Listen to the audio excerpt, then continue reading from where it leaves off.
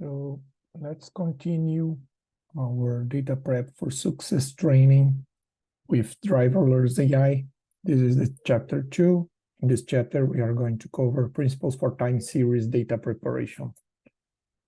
What is a time series problem?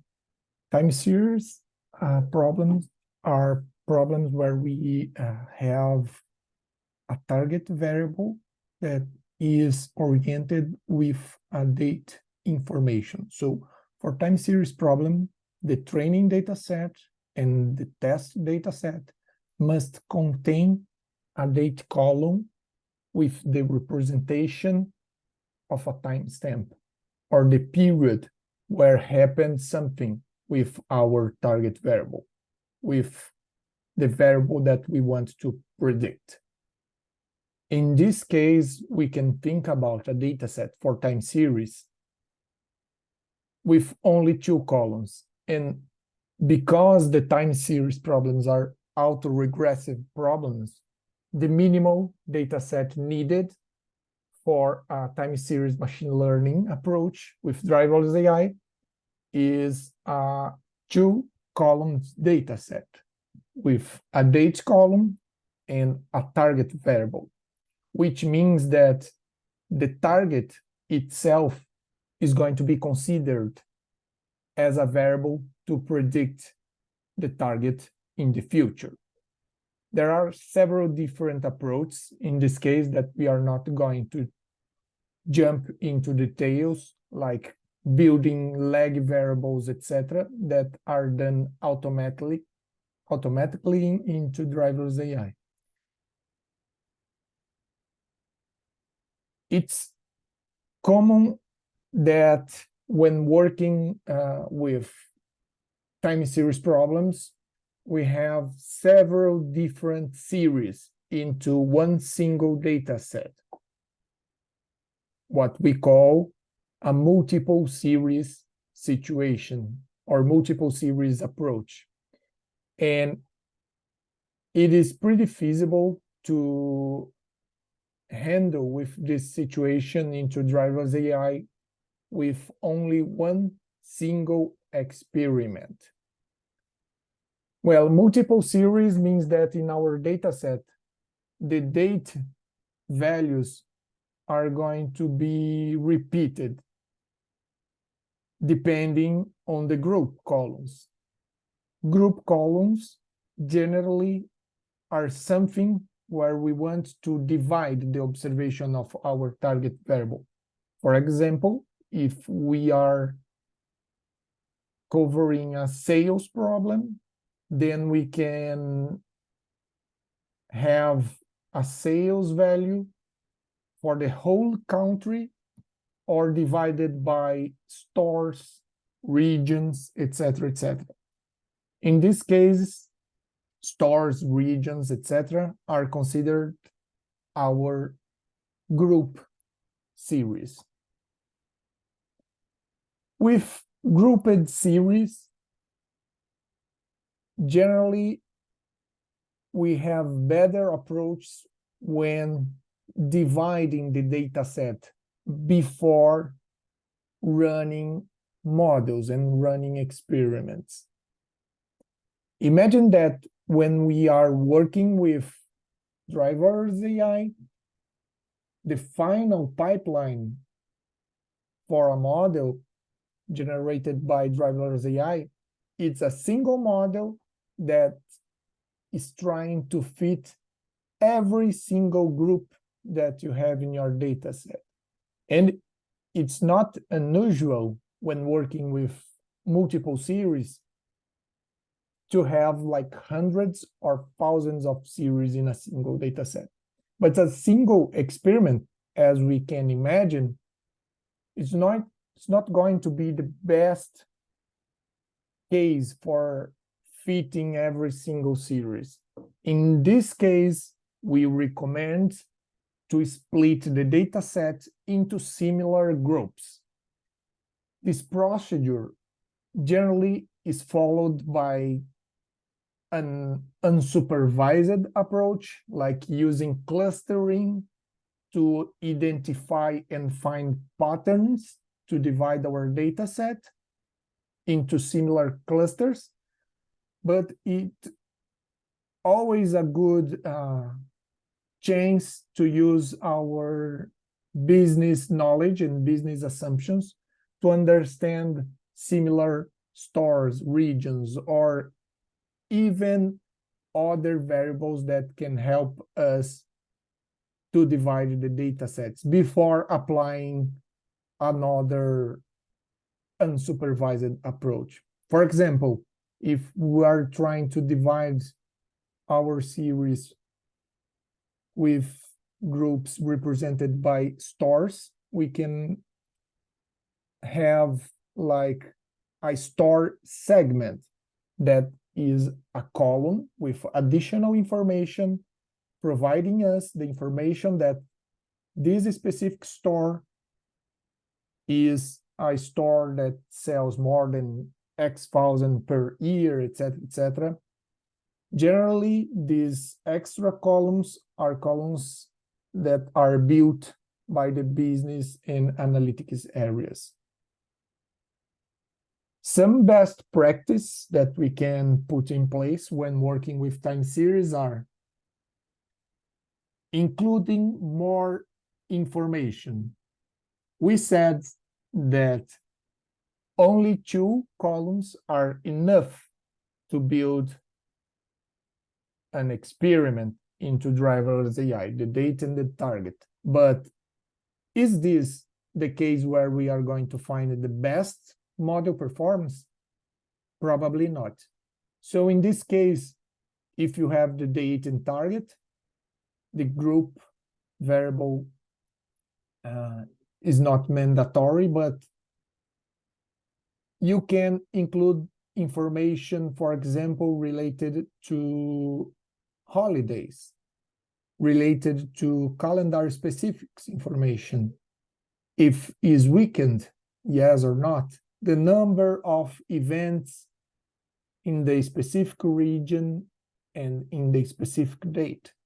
So remember that when working with driverless AI and machine learning approach, we are in a multivariate situation. So more information is better, even for the autoregressive problem, because not only the target variable are going to be considered for the lagged information, but also the external information that we can bring to the dataset. Other kind of information that we can include in the dataset, like business rules information, the percentage of ad spending in sales, the specific group and specific date. Was sales larger last week, yes or not? Something where we are providing additional information in order to try to capture patterns, seasonality, cycles, everything that we want to provide the information to the model, we can include as new columns in our dataset. Related to the dataset size, generally a good rule of thumb is to consider the dataset size, especially for the training part. The training period must contain at least 3 times more information than the test dataset. And the test dataset must be at least equal to the forecast horizon. So, for example, if we want to forecast 12 months ahead, our forecast horizon is 12 months.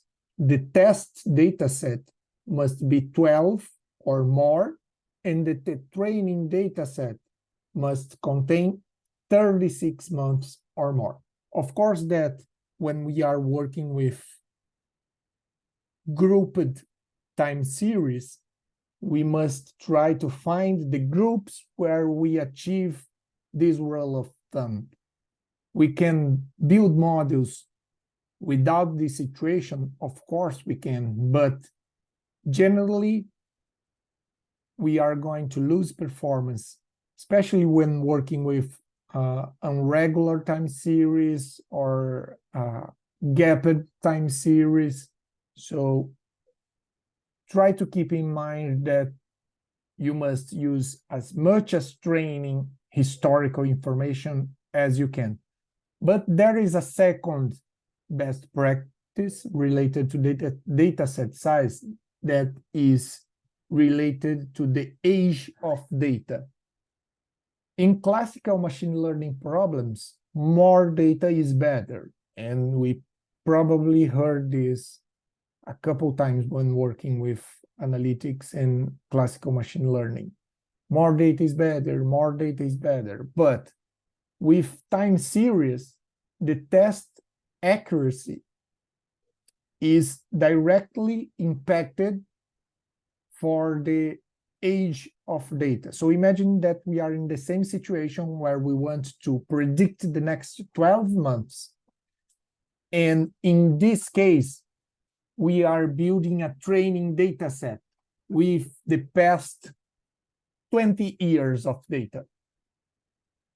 It is obvious that what happened 20 years ago will impact like in a minimal situation, or it's going to bring much more non-information than signal to our model. In this case, it's important to take a look into our historical data information available and try to keep the training data set with only the data that we consider relevant to the problem we are approaching. Because most of the case, older data will impact into lower accuracy.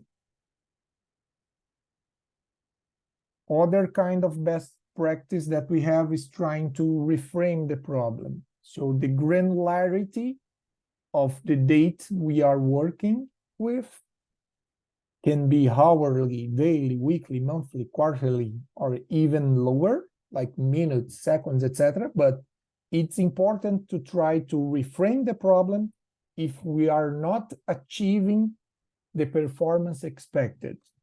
So what's the business question? What we are trying to predict, or what we are trying to answer with this time series problem?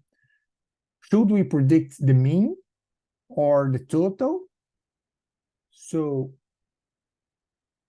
try to bring some business questions around the business problem we are trying to pursue.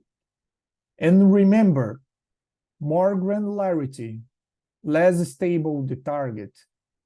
In these cases, it's common to have lower performance models. Of course, that we have more data to train models, but because of the target stability, generally, the granularity impacts in the model performance. And less granularity is more stable, but less data to train. We have much more data if we are working like in a daily data set than we are working in a monthly data set. It's 12 months for a year when we have 365 days in the same year working daily. Let's take a look into how is the data set before ingested into the driverless AI and when we have the data set ingested into the driverless AI. So here we have an example tabular format. It's a spreadsheet data set. We have two group columns, store and department. We have the date column, here represented in a week granularity, and we have the target variable that is the weekly sales. Let's take a look how the sales is represented in different levels. So in this week, for this department, in this store, we had 24,924 sales. In this other storing department, it's another value for our target. So these are our levels of group columns. This is our date column, and this is our target. The minimal data set to build this problem is to have only these two columns. But without this information from the column A and B, we are not going to have a good data set format because the data is repeating every single row. So we must provide this additional information.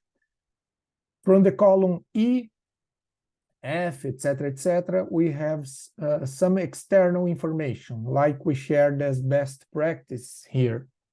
So we are bringing the temperature, the fuel price, so some macroeconomics and microeconomics information must be important when working with sales or budget forecast, etc.